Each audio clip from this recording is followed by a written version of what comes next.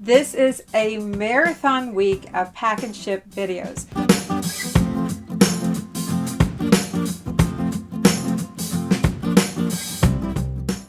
Hi everyone, I'm Vicki with Avante-Avenue. Welcome to my channel. I have been wanting to do this for a long time. This is a marathon of pack and ship videos of various items that I've sold over the last several months that you haven't seen the video of the pack and ship. And this is number 7. I found this Corning Vision cranberry skillet at a garage sale. I think I paid $3 for it, so it was a good purchase and sold for a nice price.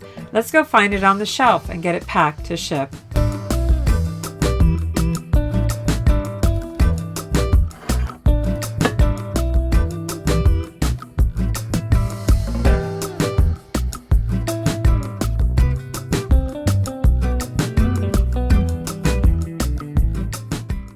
Sometimes I dust my things off before I pack them.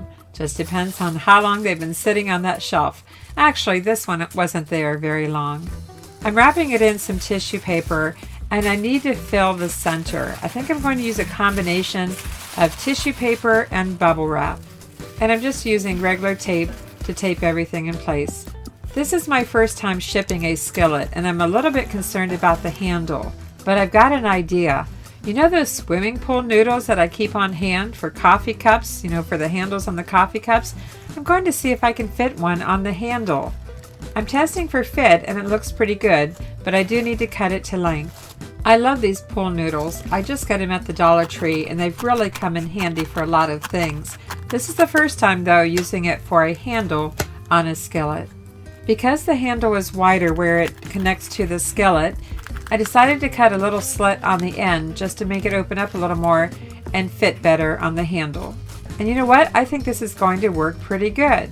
This is a larger pool noodle than usual. Okay, let's get some bubble wrap around this skillet. You'll see here that I'm going to make a few adjustments. A couple of things I'm trying to do. Make sure that there's no seams on the bubble wrap falling in places that could leave it without protection. And I'm also feeling around the edges of the skillet to see if there are any hard edges. If there are, you're going to see here that I'm going to add more bubble wrap. Keep watching and I'll play some music.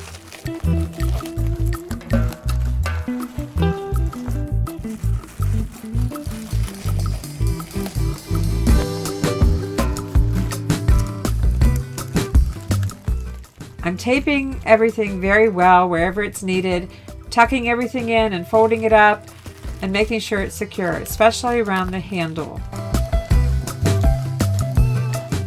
And as I said, if I feel any hard edges of the skillet coming through the bubble wrap, I just simply add more bubble wrap. And I will say this is not my favorite bubble wrap. This is recycled, and I think at the time all I could get was 3/8, but you know me, I like my 1/2 inch large bubble wrap. But there was a while there when I couldn't even get any bubble wrap. It was hard to get over the holidays, and these videos are from a few months ago. That's why you're seeing me use my shipping tape instead of my masking tape for my packing. Nowadays I use masking tape for pretty much all internal packing. It's a lot cheaper. But let's get this finished up, take some measurements, and find a box. The first box that I've chosen is a USPS Priority Mail number 1097.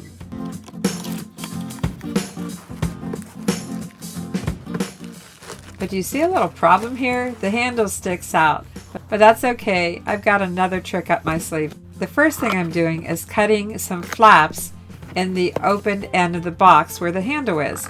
Just keep watching here, I'll show you. I'm going to take advantage of the peel and stick flap and fold everything and seal it as best as I can. Of course the handle's still sticking out, but that's okay. I'm going to show you my little trick.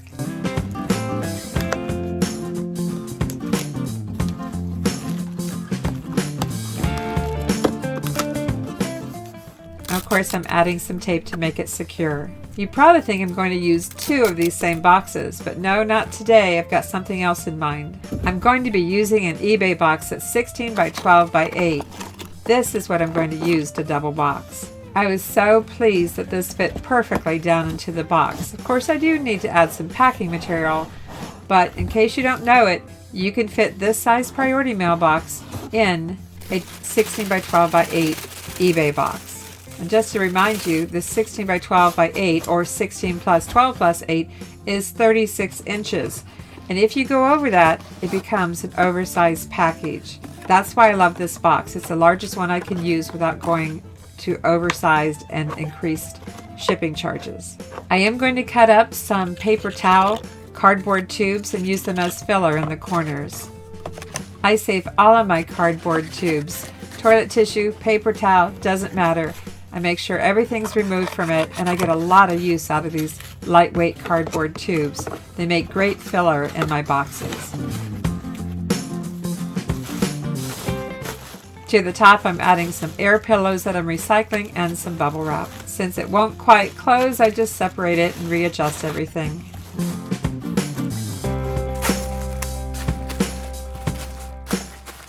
And I add some cardboard tubes here and there as needed, just to make sure that the top of the box doesn't cave in during shipping. Let's get this closed up and taped up.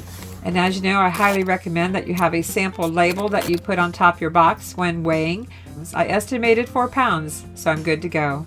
And of course, I add priority mail labels when it's appropriate and fragile labels on every side, including the top. I've got another one for you here. Keep watching. We're going to package ship a very odd-shaped lidded dish. I found this at the Goodwill, and I think I paid $3.99. It's sold for a nice price plus shipping. Let's go find it on the shelf and get it packed to ship. I've never shipped anything like this before, and I'm a little bit concerned about that parrot on top. But then again, that's why I bought it.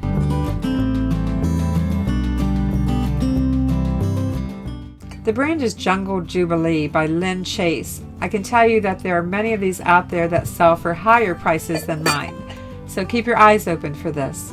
The first thing I always do is fill the hollow area, or the void as I call it, and I'm just taking some tissue paper and pressing it in and around the perimeter, the inner perimeter of the bowl.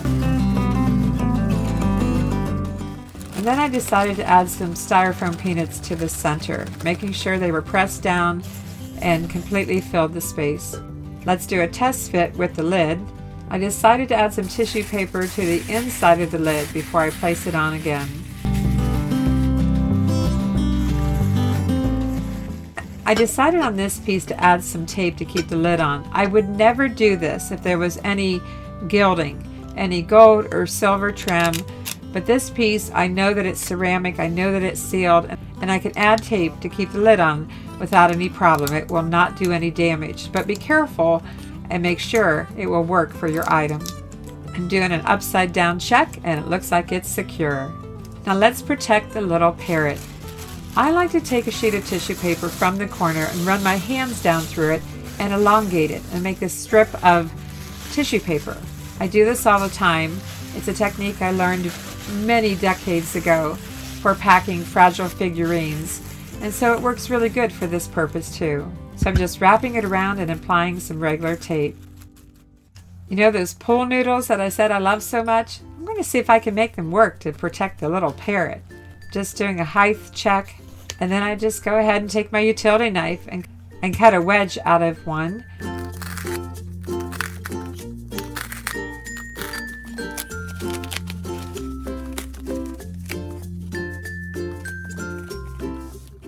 And then I test it for fit. And I never throw any of these pieces away. I keep everything. You never know what you can use it for. I think it's going to work.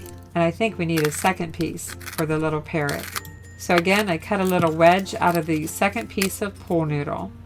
If you pick pool noodles up at garage sales, be careful. Look inside. There could be bugs or spiders in them.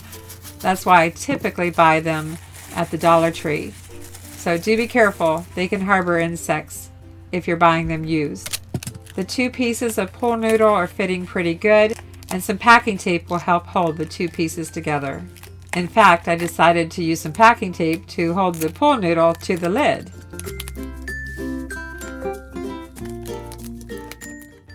Turning it upside down, I don't think it's going anywhere. And that little wedge that I cut out, well, I'm going to use that too. Using some tissue paper, I wrap the outside of the dish. And here's a little note that I include sometimes. Important, please unwrap slowly and carefully. There are several layers of tissue paper. Tape, do not tug or pull, thank you. And then I take another piece of tissue paper and fold it a few times and wrap it around the pull noodles and tape it in place. As you know, tissue paper does not help for breakage. It basically just helps protect the finish and makes a nice presentation for the buyer. Now I'm going to wrap it in some blank newspaper print or packing paper. This is heavier paper and I think it'll just help hold everything together. Time for bubble wrap, and this is my 1/2 inch large bubble wrap, and it's going to take several sheets.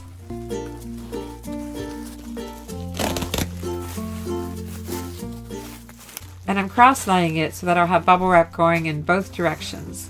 I'll play some music while I wrap everything up, tuck it here, tuck it there, using my packing tape and or masking tape if you have it, and make sure everything is secure.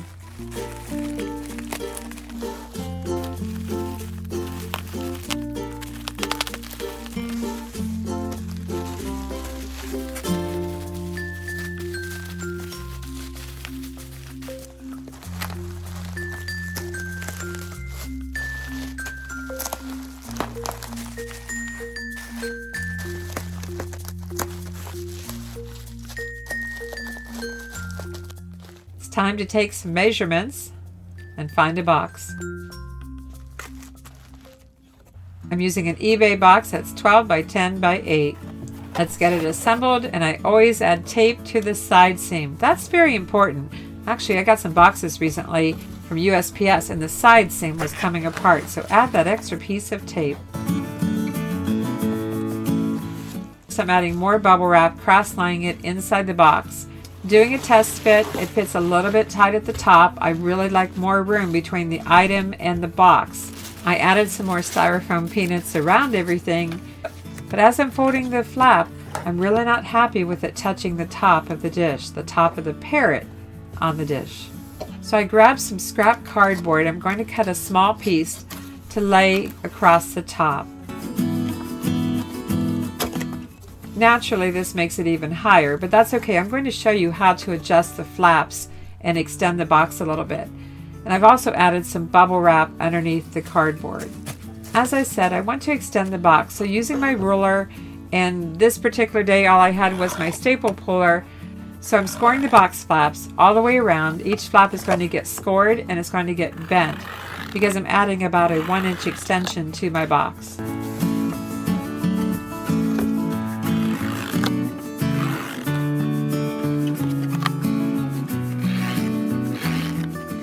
As I'm testing the fit, I think I need a little more bubble wrap inside.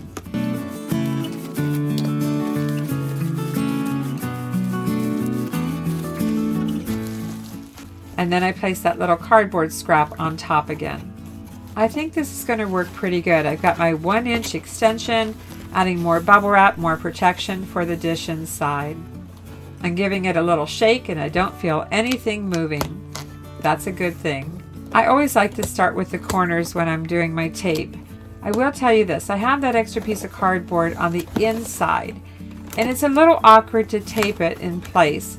Nowadays, I like to put the filler cardboard on the outside because I can tape it evenly with the top flaps of the box. I hope you understand what I'm saying.